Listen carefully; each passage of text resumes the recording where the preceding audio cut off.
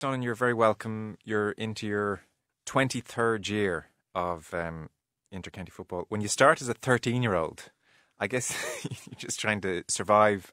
You probably don't think you're going to be playing 23 years later. You don't know what the hell's going to be going on 23 years later, I guess. Can you even remember that first, second year involved in inter-county Yeah, football? I certainly can. I kind of barely just remember the first year. I remember kind of my first league match and that, but certainly the next year I do remember, because I would have been playing under 16, under 14, under 16 minor and senior. And I remember particularly of that year, I would have kind of played in an under 16 All-Ireland final and we'd have lost. And the next day, so we played that on a Saturday, and the next day I played in a senior All-Ireland semi-final and lose it after extra time to Laois. And the following week we play in a minor All-Ireland final and lose that as well. So it's 3 finals within 7 days that we lose them all, very, very closely, all of them. So kind of remember that year. So that was kind of after when I was probably maybe around 14 and a half at the time. Yeah. How unusual was it then for somebody that young to be starting off at Yeah, inter-county it was slightly unusual. There would have been girls young, but maybe not that young. There would have been girls in the panel maybe that were maybe 15, 16 at the time. But it wasn't very unusual. It was probably unusual that I was starting maybe, and probably even then would have been probably one of the main scoring threats from that point of view. You know, you'd have been having high percentages of score. So it's probably unusual from that point of view. But you would have had girls 16, 15, 16 on the panel, but maybe not playing at 13. But yeah, you just kind of survived. I was very small at the time. I didn't really probably grow till I was about 16, so I was small and fast and very light. So yeah, you kind of just was trying to run away and run out of trouble.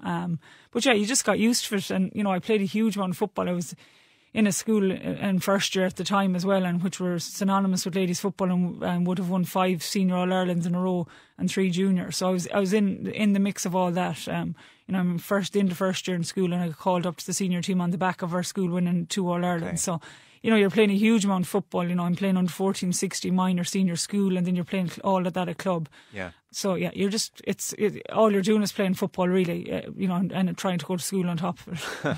And what was it about football that you loved?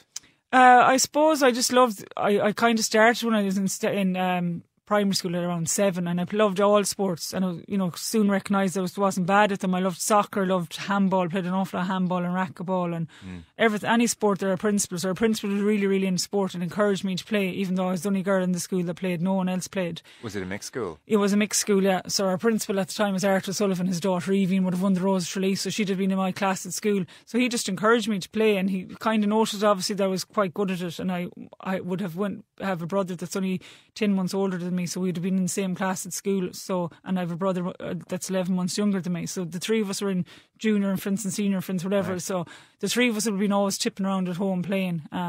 So it was all of that, and they went off playing with the boys, the under 8s, and I decided I'd go with them because there was no girls football, and off I went with them and started playing with the boys then from the age of 7, and continued playing with them kind of up to the age of under 14 with them. I think I played 1 or 2 under 16 matches, and kind of started girls football then when I was about 10 or 11, and that was with the typical community games and off to Mosney. It's kind of a striking image you paint of you being the only girl in the school really who's interested in sport. Like I guess we have come a long way in certain respects in the 20, 30 hugely years. And I think there was me and another girl in the whole of the clubs and all we'd say the 5 or 6 primary schools that's around our parish that played football.